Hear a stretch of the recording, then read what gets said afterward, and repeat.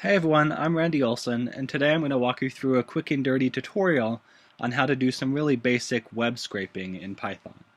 So the website we're going to practice on today is called moviebodycounts.com, and this is basically just a website where a group of people have been counting the number of on-screen deaths in various films over the years.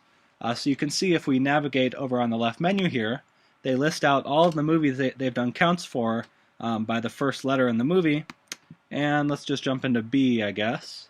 And you can see when we click on B, they list all of the movies that they've done counts for, starting with B.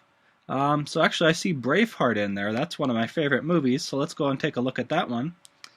And you see that when we go to the Braveheart page, they have all kinds of information listed out for Braveheart.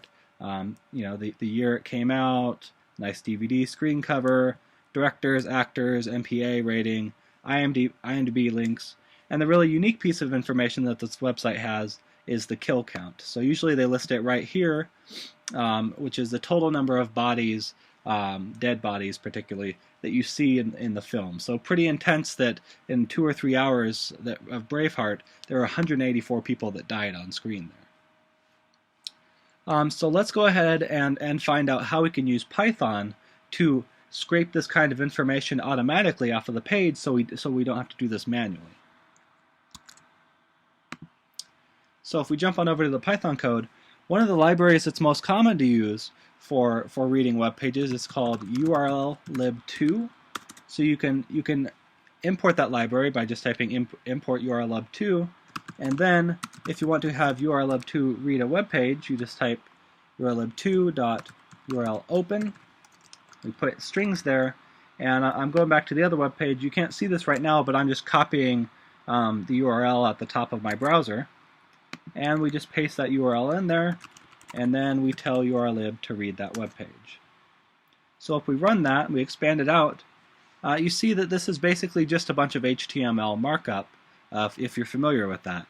It's actually pretty ugly HTML markup too, as you can see, and if we wanted to scrape some really basic information like just the kill counts, there's a lot of information to sort through here.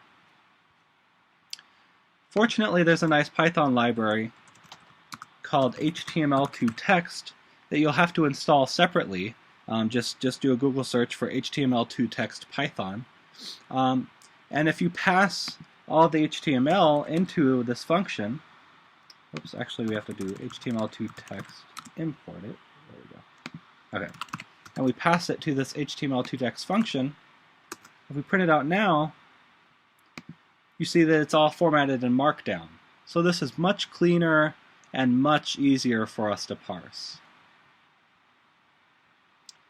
So of course we can go through this line by line by, say, we can treat this as just a list, and we split it on line breaks and print the line.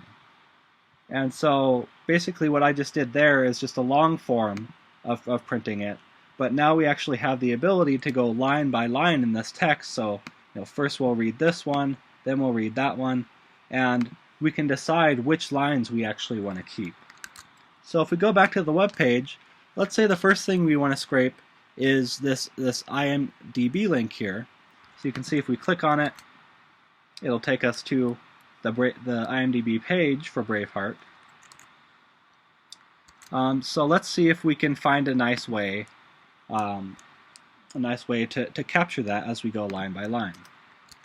So probably the easiest way is that we know that the name of the link is IMDb. So we can check as we go through each line, is IMDb in that line? If it is, then just print only that line.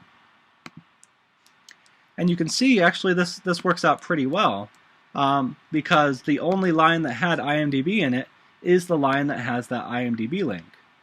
Of course, we want to get rid of the rest of the text here, so we can do some sort of quick string manipulation to just get that URL. So we can use the Python's string split function, and let's just have it split on the IMDb markup there. So if we print that, you see now that it splits it into 2 items in a list. We have this dots.jpg, whatever And then we have the link that we actually want, which is index number 1.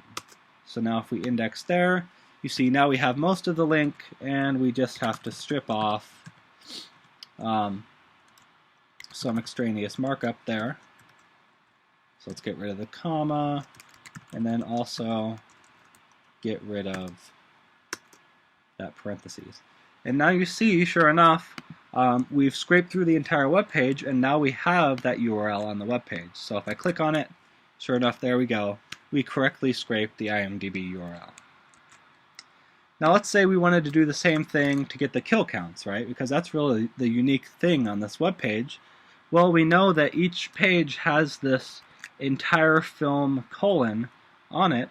So if we use that as a marker, we can say if film colon in the line, print that line.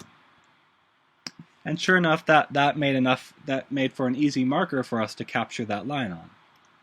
So again, we just have to do some quick cleanup where we can split the line on film again, and you see that splits it into 2 items. We want the first one, and there you go. Now we've scraped off of that entire page programmatically both the kill count and the IMDb link.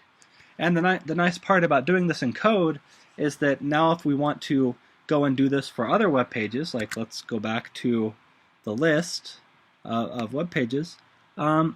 Let's say we were suddenly interested in which movie looks interesting. Let's say Blood Diamond. I think there was quite a bit of death in that one.